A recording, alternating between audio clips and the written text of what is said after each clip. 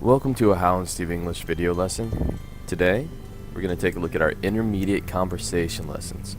We're starting with the first book, Lesson 1. So, if you have a copy of our lesson printed out and ready to go ahead and get a pen and get that little packet, and we're going to be using that throughout this lesson. If you don't have that, if you're just watching this video, try and get yourself a notebook or a pen or even a laptop ready, and you'll be able to take notes or respond to my questions by writing while you speak. And the goal here is to make sure you get the most out of this video. You get the most listening practice, writing practice, and speaking practice. And if you need a copy of this PDF of this lesson, I'll provide a link to this in the description below. You'll be able to find it on our website, howandsteveenglish.com. You can see our lovely little logo here, so just look for a website with that on it, and you'll be able to find it in the intermediate conversation lesson section. Alright, let's dive into this. Today's topic is, are men ashamed of their bodies? Are men ashamed of their bodies? Well, before we unpack that question, why don't we take a look at this picture here? Tell me, what can you see in this picture? I'll give you a minute or two to think. Go ahead and use this time to write down on your notebook or on your lesson or in your laptop the many different things you can see. Don't be shy, write as much as you can. Verbs, nouns, adjectives, anything you can. Use sentences, just one word at a time. Anything you can write about, feel free to write down now.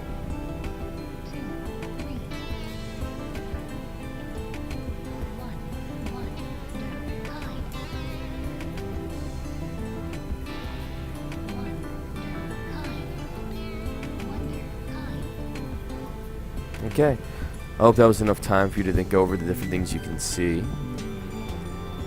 Maybe you said you can see many different windows, a doorway, a door. Perhaps you said you could see a terrace or veranda. Perhaps a chimney. And what is he looking at? What is this? Is this a road? Maybe some of you said it was a road. Maybe other people said it was a thoroughfare. Maybe you can say this is a little canal. It seems to be a little bit of water here. What is he standing on? Well, perhaps he's standing on a bridge or crossway. Maybe an elevated path. Did you make any sentences? What can we say about this man? Maybe you can say, I see a tourist. Or there's a tourist looking at wonderful architecture. There are many different things you can say about this. The goal is that you just try and write as much as you can. And this lesson is intended for intermediate students, so that's B1 to B2 level students. So remember, the expectation is that you can try and write, and speak as much as you can. Don't be ashamed to speak when I ask you to speak. I know it might be embarrassing if you're around other people. I know even if you're alone, you might feel strange about doing it. But just go ahead and try it. That's the only way to get better. Now, this is our tabletop exception. In this section, I've created a question for you. And I'm going to ask you, let you think about it for a few minutes. I want you to write or say your answer. And after that, I want you to create a table topic of your own. And you can make a table topic of your own by just writing it down and leaving it either in the comment section of our website or on our YouTube video, and we'll make sure to start a conversation with you there. So what's your dream body? And do you want to achieve it? For me, my dream body, well, I guess my dream body would just be the body I had when I was in high school. Maybe that's what everybody's dream body is. I'm now 31 years old. I'm an overweight dad. So through the years, I've tried to diet or exercise, and I've had some success, and I've had some failures. And I guess through the years, which this might be similar to you, but through the years I've had a very, very high benchmark for my dream body. I wanted to look like a superhero from a Marvel movie, maybe like Chris Evans in Captain America. Really big muscles, very lean. But as the years go on, you know, my dream gets a little bit lower and lower and lower, and I just want something healthier than what I am now. So at this point, my dream body would just be to have a body similar to what I had in high school, which means just slightly chubby. And we'll learn chubby later on in this unit, in this book. Do you want to achieve it? Yes, I do. I really want to achieve it. I have tried before to achieve it, and I guess I'll try to achieve it again. Typically, I try to reduce or eat fewer meals. I try to not snack late at night, and I try to walk more. So those would be the ways that I try to achieve it. Okay, students, the way that I answered that question is the way that you should try to answer your questions. I often hear my students respond with quick yes or no's and one sentence responses.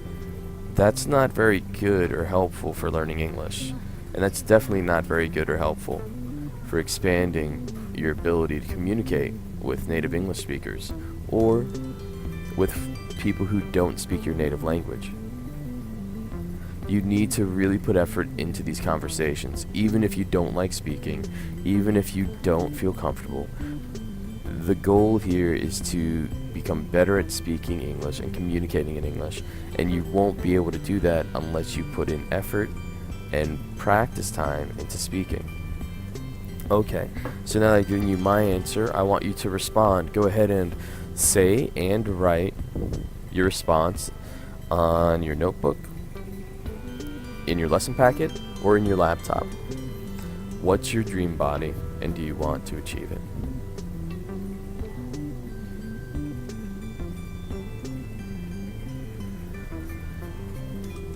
You can go ahead and pause here if you want, and I want you to go ahead and create one table topic of your own. Write that in the comments section or the YouTube comments for either Hal or I to respond to it, and I encourage all of our other students to respond to it so we can get a group conversation going. And if you're using this packet in your class and you're watching this video just to prepare for your class, go ahead and use this too. Go ahead and make a question and use it in your class or with your language partners. Now let's look at our vocabulary. So here you should see some pretty easy and difficult vocabulary mixed in together. That's kind of our goal. Even though this is a B1, B2 intermediate class, we want to give you a fair mixture of words that you're very comfortable with and some words that you're not very comfortable with. So in this section, I'll begin from easiest to most difficult. Slim. Slim. Slim means thin. Hal is a slim guy. Slim. Can you think of any slim people? When I was a kid in middle school, there was a huge trend surrounding punk rock and emo music. And I think it continued a trend in general from rock music through the years, where the ideal body type, the dream body type, was very, very slim. Men without, much muscle definition and definitely without fat, just long, lanky, and slim. That's kind of what I think of when I think of the word slim.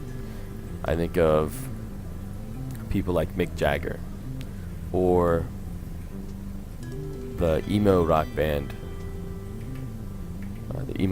musicians that I saw in the early 2000s.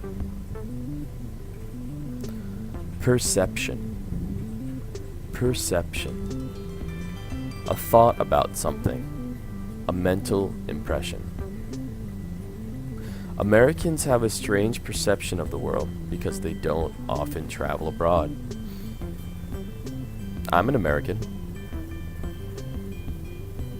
I think maybe I have a strange perception of the world because I haven't been able to travel abroad that often. So maybe other people are like me, but as an American, I would think, oh, everybody has a car, or everybody has a cell phone, or most people love to play video games. That might be a perception of the world that I might have, and I think in general, I think like that. But maybe there are some places in the world that people don't love to play video games. Kids don't love to play video games. Maybe I'm skewed and biased in that way. That would be kind of a strange perception to have of the world. Chunky. Chunky. Thick. A little fat. My husband is a little bit chunky. He has a small belly. There's so many words for describing overweight or fat people and animals. And there's so many cute ones, there's so many endearing or kind ones, and there's so many mean ones. I think chunky is somewhat neutral. Chunky is neither really mean or nor is it very nice. So I wouldn't describe somebody to their face as chunky. Maybe that would be rude. I would describe myself as chunky, or I would describe a character or somebody I don't know well as chunky, because it's actually pretty rude to say chunky to somebody unless you're very, very close to them. Chubby. Chubby. Cute chunky. My nephew is so chubby and cute. Chubby is a very kind way to say overweight or fat or chunky. It's never nice to call somebody overweight or fat or chunky, but if you're going to, you should probably use the word chubby. Chubby is a nice way to say it. So if somebody said, Steve, you're chubby, I would be much less offended than if they said, Steve, you're fat. Steve, you're chunky. Low self-esteem. High self-esteem. Low self-esteem. High self-esteem. Low confidence or high confidence in one's worth or abilities. Many people who have a negative perception of their body also have low self-esteem. Low self-esteem is usually not actually tied to one's actual abilities. It's tied to your confidence in your abilities or your confidence in your worth. So, somebody might be very slim or somebody might be very muscular, but if they have low confidence in their body and they have low confidence in their health, then they might have low self-esteem about their body, even though they're not overweight and they're not unhealthy. Low self-esteem and high self-esteem isn't connected to the objective truth of somebody's worth or abilities. So somebody might have really high self-esteem about their body, even if they're very unhealthy and very overweight. They might have a lot of confidence about their body and about their self-worth, which is usually a very, very good thing. We try to promote that. We try to encourage people to always feel good about themselves and their body. You never want someone to have low self-esteem. People should never have low self-esteem, because low self-esteem doesn't mean I guess low self-esteem means they're not confident in their own worth or their own abilities, and that's very hurtful for somebody. Barrel-chested. Barrel-chested. A wide, big chest usually muscular. We use this to describe men. My father is barrel-chested because he used to be a lumberjack. So barrel-chested is used to describe broad, wide, strong men with large chests. They might be overweight, they might be chubby, they might be chunky, they probably aren't slim, they probably don't look like Captain America, but they're very strong and they might be very healthy. So, to give you some examples, the dwarves from the Lord of the Rings, the Hobbit series, would be described as barrel-chested. The strongmen from the strongman competitions are very barrel-chested.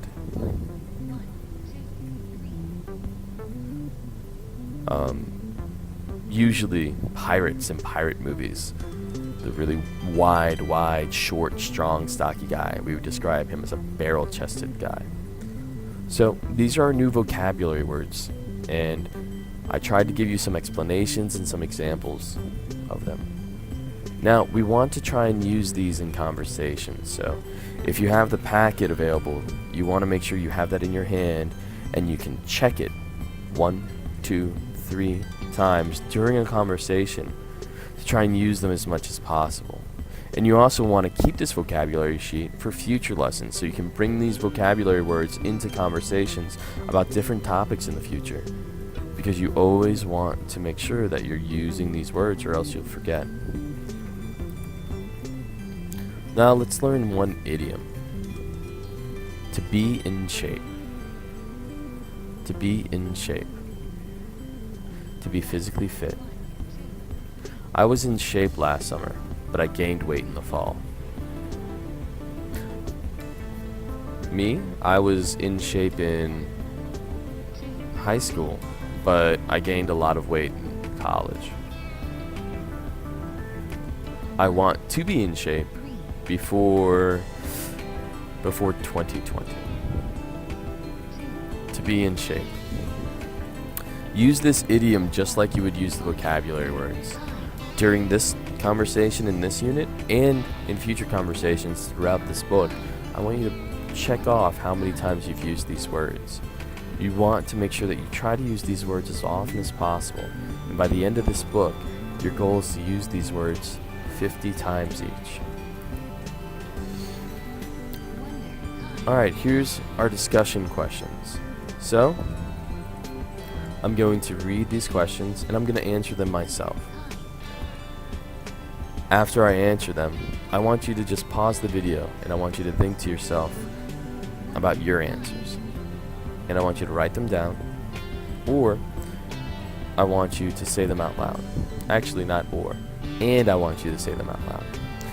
I want you to practice both speaking and writing. Again, it might feel strange to speak out loud, but you should really do it. This will also prepare you if you're going to have a class around this conversation unit, or if you're meeting with a conversation partner and going to use this during your conversation. You'll already practice it once with me, so you have a really good idea how to respond, and you'll be able to use your vocabulary words very well. Let's begin. Who's more unhappy with their body types? Men? Women? Old? Young? I'm not really sure who's more unhappy with their body types. I think for most of us, we look in the mirror and we see something that we'd like to change. So, oftentimes we think that we're not slim enough and we might be chunky or chubby, and it causes us to have low self-esteem. And that low self-esteem causes us to want to change things about ourselves. I guess women traditionally have been faced with a lot more negative media attention about bodies and body types and ideal types. And there's been a lot done in the past few years to really try and change that, but still, there's a very unrealistic expectation that we see in the media, and maybe we see in our groups of friends, for what women should look like. And I guess we have similar expectations for what men should look like, but it's not as hurtful and it's not as strict. And I assume it affects younger people more than old. As I get older and as I've gone through the different stages of life and as I've become a husband and I've become a father, I've noticed that, as I've kind of let myself go. And even though I would be really unhappy with my body type when I was younger, I'm not that unhappy now. I'm worried about my health. So I think the older people might actually not care that much about their body types. So if I were to guess, I would say that younger women typically are unhappier with their body types, and perhaps there's a lot of there have been quite a few studies about that support that idea. And yeah, I wonder what you think about that. Who do you think is more unhappy with their body types? Men, women, old, young? Do you think it depends on the culture?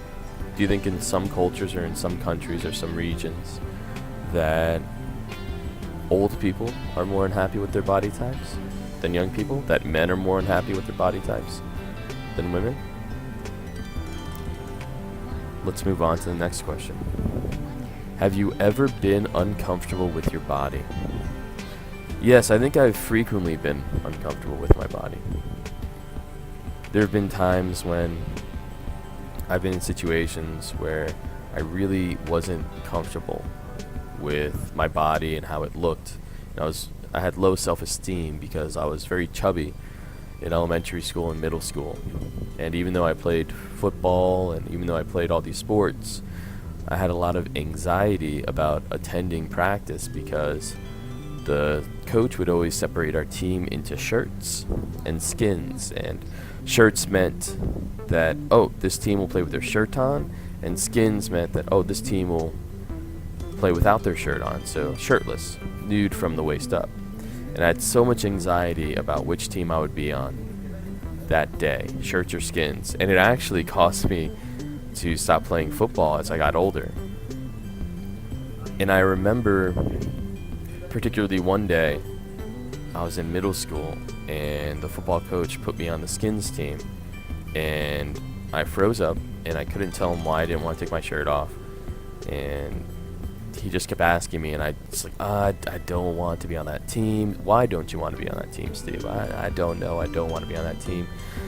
And an older student figured it out, and he took his shirt off, and he was very chubbier than me, so he was trying to boost my own self-esteem by showing me that it didn't really matter, that we were all teammates and trying to play together. But I just had really low self-esteem at that point. And that was probably the most uncomfortable I've ever been with my body. So have you ever been uncomfortable with your body? Was it during a sporting event? Was it maybe when you went out shopping for clothes and the clothes didn't fit right? Was it when you went to the swimming pool? Go ahead and write and speak your answer. Okay, the next question. How would you improve your body? If I could improve my body, I think it would just be weight loss. I'm pretty happy with, my muscles, the few that exist on my body. I'm very happy with. I'm happy with my height. I guess I'm an average male height. Maybe on the shorter side, but I like that I'm kind of short and stocky and a little bit barrel-chested. So I think mostly I'd like to just lose some weight. How would you improve your body? Would you like to be taller, shorter, slimmer? Maybe you'd like to be chubbier.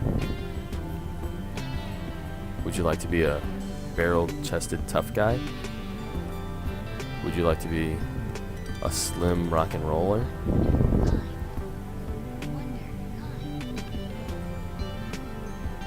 Would you break up with your spouse, boyfriend, or girlfriend if they're not confident with their body? This is a tough question. I'm not sure that it's fair to break up with someone because they're not confident with their body. But if their self-esteem is so low that their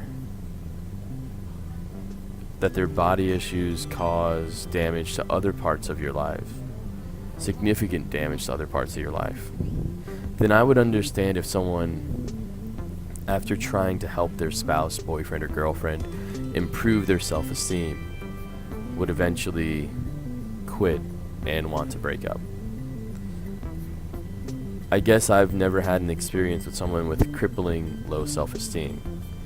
Self-esteem that's so low that they don't like social interactions and don't like to go out and don't like to participate in normal social activities. And I assume that would be the only situation that someone would break up with their spouse or boyfriend or girlfriend, if they had such low self-esteem that they didn't participate in the normal daily activities that people participate in. What do you think? Would you break up with your spouse, boyfriend, or girlfriend if they were not confident with their body? And last, what is the importance of body shape in Korea? Is perception more important here, less important? Now, we made this lesson with our Korean students in mind, but you can apply this to your own country. If you're from Japan or China or India or Germany or Spain, what's the importance of body shape there? Is perception more important there, less important? I'll answer based on the United States. I've been really surprised in my lifetime how much effort has gone into improving people's perception of themselves. So we've really, as a society, tried to fight against low self-esteem, and we really tried to tackle on these issues of body shaming and body-based bullying and targeting people in social groups because they're fat. I remember when I was much younger, the fat person in the group was the target at all times. And as I've lived in other countries, I've noticed that they still do this type of thing where they target the easiest target in the group to basically just kind of pile on or bully or tease. But in the United States, they've really done a lot to improve people's perceptions of themselves and try to get others not to care about, not to worry about, not to obsess about how people's bodies are different than themselves. So I would say in the United States, the importance of body shape is less important in social and friend groups, and especially in employment. You really see somebody's body shape and attractiveness as a non-issue almost when we employ people. But still, we do have subconscious problems. We still find, obviously, in scientific studies that there's a bias towards more attractive people, towards slimmer people, towards taller people, towards people who have high self-esteem regarding their body. So even though we are trying to combat these issues, even though that the United States is trying to improve our conscious perception of ourselves, we still have some type of subconscious or unconscious bias. Alright, so those are our discussion questions, and I want you to write and speak your answers here. Remember, try to use our vocabulary words as much as possible. I tried to use them as much as possible, and I hope that you do the same. It's okay to make mistakes and forget to use some words. That means you just have to try and rephrase some of your previous answers and give your previous answers again using those words. Okay, that will do it for Intermediate Conversation Book 1, Unit 1. I hope you enjoyed this video lesson. If you're going to continue on and use this lesson in class or with a conversation partner, remember to try and keep what you've learned here today and bring your notes with you to that conversation practice or to your class. If this is your only resource, if you're not going on to class, if you're just watching this video, as your own course or as your own English lesson, and there's nowhere else for you to go from here, go ahead and head to our comment section on YouTube or our site, and you can interact with our community or with Hal or I, and we'll make sure to have a conversation with you. Thanks for listening, and go to HalandSteveEnglish.com for all your needs. Bye.